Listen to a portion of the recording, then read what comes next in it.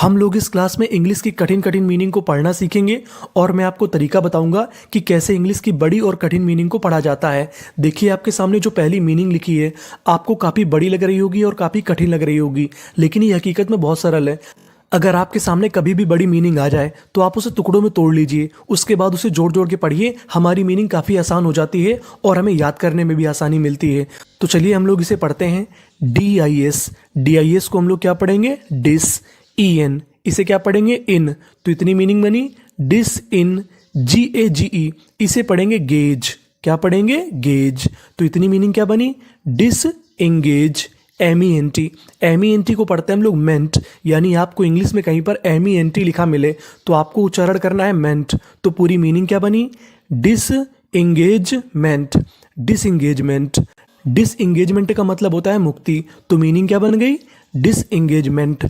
यहाँ पर आपको दो फायदे होंगे, आप इंग्लिश भी पढ़ना सीख जाओगे और आपको मीनिंग भी याद करने में आसानी होगी। दूसरी मीनिंग देखते हैं। आपको दूसरी मीनिंग में गौर करना है, यहाँ पर बीच में लिखा है GST। अगर आपको इंग्लिश में कभी GST लिखा मिले तो आपको GST का उच्चारण करना है टा। GST हमारा कोड होता है। अब सवाल ये है कि कोड किसे कहते हैं? तो कोड इंग्लिश में ऐसे अक्षरों का समूह होता है जो कि इंग्लिश की मीनिंग में बार बार आता है और हमें पता नहीं होता कि उसका उच्चारण क्या करना है, जिसकी वजह से हमें इंग्लिश पढ़ने में दिक्कत होती है। तो आपको गौर करना है कोड पर भी। तो हमारी मीनिंग क्या बनी? WEI इसे पढ़ेंगे वे। इस मीनिंग में हमें आई का उच्चारण नहीं करना। GST को क्या पढ़ेंगे? टा। और आगे लिखा है ए, जो हमारा आगे ए लिखा है, ए हमारा एक ही मात्रा का काम करेगा, तो मीनिंग बनी वेटे। और आखिरी में लिखा है GE, तो मीनिंग बनी वेटेज, क्योंकि आखिरी में लिखा है ई। अगर आपको इंग्लिश की किसी भी मीनिंग के आखिर में ई लिखा मिले तो आपको ई का उच्चारण नहीं करना, उससे पहले तक का उच्चारण करना होता है। तो मीनिंग क्या बनी? वेटेज। वेटेज। वेटेज का मतलब होता है महत्व। तो दो मीनिंग हमारी क्या बनी? Disengagement, weightage. आगे चलते हैं, आगे वाली मीनिंग को पढ़ते हैं। SPE इसे क्या पढ़ेंगे? इस पे। क्या पढ़ेंगे? इस पे, क्योंकि S हमारा आधा है और आगे PE, तो इतनी मीनिंग बनी इस पे। CI को पढ़ेंगे हम लोग सी। ज़्यादातर हम लोग CI को सी ही पढ़ते हैं। क्या पढ़ते हैं? शी। तो मीनिंग बनी इस पे सी। FIC फिक, इसे क्या पढ़ेंगे? फिक। तो मीनिंग बनी स्पेसिफिक। क्या बन गई meaning? Specific. Specific. Specific. Specific का मतलब होता है विशेष, तो मीनिंग क्या बनी? स्पेसिफिक। नीचे वाली मीनिंग को देखते हैं। IM इम, इसे क्या पढ़ेंगे? इम। PLE इसे पढ़ेंगे प्ली। क्या पढ़ेंगे? प्ली। और आखिरी में लिखा है MENT। मैंने बताया कि MENT को पढ़ना है मेंट, तो पूरी मीनिंग बनी इम्प्लीमेंट। इम्प्लीमेंट। इम्प्लीमेंट। इम्प्लीमेंट का मतलब होता है अमल में लेना, यानी किसी चीज को काम पे लेना। तो मीनिंग क्या बनी हमारी? Specific implement. आगे चलते हैं, आगे वाली मीनिंग को पढ़ते हैं। अब आपको इस मीनिंग के आखिर में गौर करना है। इस मीनिंग के आखिर में लिखा है TION। TION हमारा कोड है। TION को हम लोग पढ़ते हैं शन, यानी कहीं पर आपको इंग्लिश में TION लिखा मिले तो आपको उसका उच्चारण करना है शन।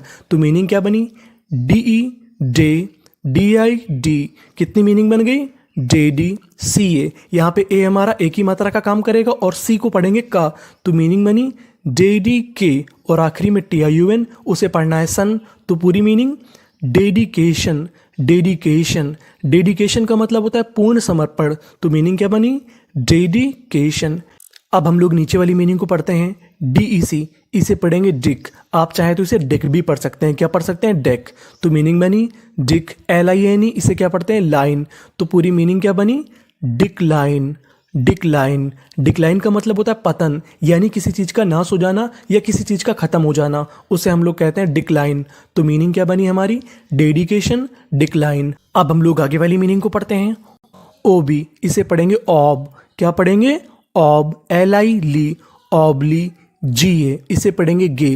तो इतनी मीनिंग बनी ऑबली गे। TORY इसे हम लोग पढ़ते हैं टरी। क्या पढ़ते हैं? टरी। RY को पढ़ते हैं री। तो मीनिंग बनी ऑब्लिगेटरी। ऑब्लिगेटरी। ऑब्लिगेटरी का मतलब होता है अनिवार्य, तो मीनिंग क्या बनी? ऑब्लिगेटरी। आगे चलते हैं।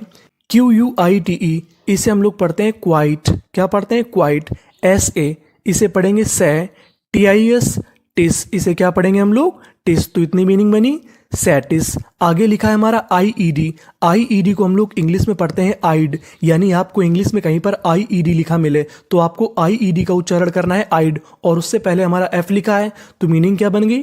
फाइड। क्या बन गई? फाइड। तो पूरी meaning quite satisfied. Satisfied, satisfied का मतलब होता है संतुष्ट, क्वाइट का मतलब काफ़ी, तो पूरी मीनिंग क्वाइट सेटिस्फाइड यानी काफ़ी संतुष्ट। तो हमारी मीनिंग क्या बनी? Obligatory quite satisfied. आगे चलते हैं, आगे वाली मीनिंग को पढ़ते हैं। HOUSE हाउस, HOLD होल्ड, तो इतनी मीनिंग बनी house hold. House hold, house hold का मतलब घर का। आगे देखते हैं CHO, इसे पढ़ेंगे चो। RE, इसे पढ़ेंगे रा, और यहाँ पे S लगा है तो इतनी मीनिंग बन गई चोर्स। तो पूरी मीनिंग क्या बन गई? House hold chores. House hold chores का मतलब होता है घर के काम। अब हम लोग नीचे वाली मीनिंग को पढ़ते हैं। LEI, इसे हम लोग पढ़ेंगे ली। क्या पढ़ेंगे? ली। SU, इसे पढ़ेंगे जा। यहाँ पे हमें SU को पढ़ना है जा। क्या पढ़ना है? जा। और आखिरी में लिखा है RE, हमें ई का उच्चारण करना नहीं, हमें खाली आर का उच्चारण करना है। तो मीनिंग क्या बनी? लीजर। Leisure, TIME time. पूरी meaning leisure time. Leisure time का मतलब होता है फुर्सत का समय। तो मीनिंग क्या बनी हमारी? हाउस होल्ड चोर्स और लीजर टाइम। आगे चलते हैं। DE, इसे पढ़ेंगे डे, और आगे लिखा है STI। STI को पढ़ेंगे ST। क्या पढ़ेंगे? ST। तो मीनिंग बनी डेस्टी। और आगे लिखा है NA, तो ए हमारा एक ही मात्रा का काम करेगा तो इतनी मीनिंग बनी ने। TION, ये हमारा कोड था तो इसे पढ़ेंगे शन। तो पूरी meaning destination. Destination, destination, destination का मतलब होता है गंतव्य यानी हमारी मंजिल। तो मीनिंग क्या बनी? डेस्टिनेशन। अब हम लोग नीचे वाली मीनिंग को पढ़ते हैं। DESTI, इतनी को क्या पढ़ेंगे हम लोग? डेस्टी। NY को पढ़ेंगे नी, तो मीनिंग बनी डेस्टिनी। डेस्टिनी, डेस्टिनी का मतलब होता है भाग्य, तो मीनिंग क्या बनी हमारी? Destination, destiny. आगे चलते हैं, आगे वाली मीनिंग को पढ़ते हैं। MILI मिली, इसे क्या पढ़ेंगे? मिली। TANT, इसे पढ़ेंगे टेंट, क्योंकि ए हमारा एक ही मात्रा का काम करेगा तो मीनिंग क्या बनी? मिलिटेंट। मिलिटेंट, मिलिटेंट का मतलब होता है उग्रवादी। क्या होता है? उग्रवादी। तो मीनिंग क्या बनी? मिलिटेंट। आगे चलते हैं। DIG, इसे पढ़ेंगे डिग। क्या पढ़ेंगे? डिग। NI नी। TYT, TY को पढ़ते हैं टी, तो मीनिंग बनी डिग्निटी। डिग्निटी, डिग्निटी, डिग्निटी का मतलब होता है मर्यादा, तो मीनिंग हमारी क्या बनी? Militant dignity. आगे चलते हैं, आगे वाली मीनिंग को पढ़ते हैं। DIS, इसे पढ़ेंगे डिस। क्या पढ़ेंगे? डिस। CLOSE, इसे पढ़ेंगे क्लोज। क्या पढ़ेंगे? क्लोज। तो मीनिंग बनी डिसक्लोज। डिसक्लोज, डिसक्लोज का मतलब होता है उजागर करना यानी किसी चीज़ के बारे में बता देना, तो मीनिंग बनी है हमारी डिसक्लोज। नीचे वाली मीनिंग को पढ़ते हैं। यहाँ पे जो हमारा DI लिखा है इसे हम लोग पढ़ेंगे डाई। क्या पढ़ेंगे? डाई। MEN man. क्या पढ़ेंगे? मैन। Die man. SION, यहाँ पे हम लोग SION को पढ़ते हैं शन। क्या पढ़ते हैं? शन। तो मीनिंग बनी हमारी डाइमेंशन। डायमेंशन, डायमेंशन, डायमेंशन का मतलब होता है आयाम, तो मीनिंग बनी हमारी डिस्क्लोज डायमेंशन। आगे वाली मीनिंग को पढ़ते हैं हम लोग। SHORT शॉर्ट, इसे हम लोग क्या पढ़ेंगे? शॉर्ट। LIST लिस्ट, तो पूरी मीनिंग क्या बनी? Short list. Short list, short list का मतलब होता है चुना जाना। आगे वाली मीनिंग को पढ़ते हैं। DIS, DIS को हम लोग क्या पढ़ते हैं? डिस। CHA, इसे पढ़ेंगे चा, और आगे RGE, तो मीनिंग बनी डिस्चार्ज। यहाँ पे आखिरी में ई है तो ई का उच्चारण नहीं करना, तो मीनिंग बनी डिस्चार्ज। डिस्चार्ज, डिस्चार्ज का मतलब होता है मुक्ति यानी किसी को मुक्त कर देना, तो मीनिंग बनी हमारी शॉर्ट लिस्ट डिस्चार्ज। अब हम लोग आगे वाली मीनिंग को पढ़ते हैं। यहाँ पे आपको एक रूल याद रखना है। रूल क्या? यहाँ पे एन हमारा 2 बार लिखा है, और इंग्लिश का रूल होता है कि अगर किसी भी मीनिंग में कोई लेटर 2 बार लिखा है, पढ़ना खाली हमें 1 बार होता है। कहने का मतलब यहाँ पे एन हमारा 2 बार है, पढ़ना 1 बार है। और आखिरी में लिखा है ED, ED को पढ़ेंगे डा, तो मीनिंग क्या बनी? STU, इसे पढ़ेंगे स्टा। क्या पढ़ेंगे? स्टा। और एन हमारा 2 बार है, पढ़ना 1 बार है, तो मीनिंग बनी स्टंड। स्टंड, स्टंड का मतलब होता है भौचक्का, तो मीनिंग क्या बन गई? स्टंड। स्टंड। नीचे वाली मीनिंग को पढ़ते हैं। CURRI, इसे हम लोग क्या पढ़ेंगे? करी। क्या पढ़ेंगे? करी। यहाँ पे यू हमारा साइलेंट है, यहाँ पे यू का उच्चारण नहीं करना, तो मीनिंग बनी करी, क्योंकि आर 2 बार है, पढ़ना कितनी बार है? 1 बार। और यहाँ पे लिखा है सी यू। अगर आपको इंग्लिश में कहीं पर बीच में सी यू लिखा मिले तो आपको उसका उच्चारण करना है क्यू। क्या करना है? क्यू। तो मीनिंग बनी करी क्यू। क्या बन गई? करी क्यू। LUM, इसे पढ़ेंगे लम। आखिरी में लिखा है UM, UM का उच्चारण हम लोग करते हैं अम, तो मीनिंग बनी करिक्यूलम। करिक्यूलम, करिक्यूलम का मतलब होता है पाठ्यक्रम, तो मीनिंग बनी हमारी स्टंड करिक्यूलम। आगे चलते हैं, आगे वाली मीनिंग को पढ़ते हैं। NUM, इसे पढ़ेंगे नम।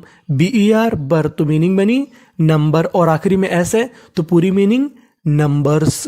नंबर्स, नंबर्स का मतलब होता है गाने, और सॉन्ग्स का भी मतलब क्या होता है? गाने, तो ध्यान रखिएगा, तो मीनिंग हमारी बनी numbers.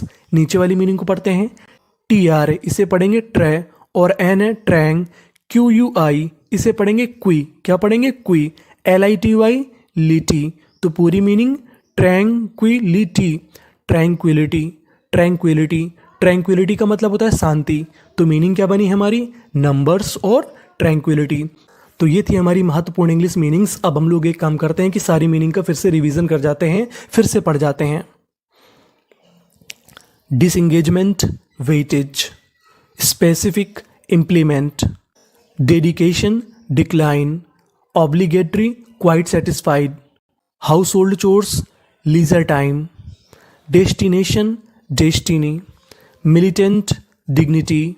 Disclose, dimension. Shortlist, discharge. Stunned, curriculum. Numbers, tranquility. Thank you for watching.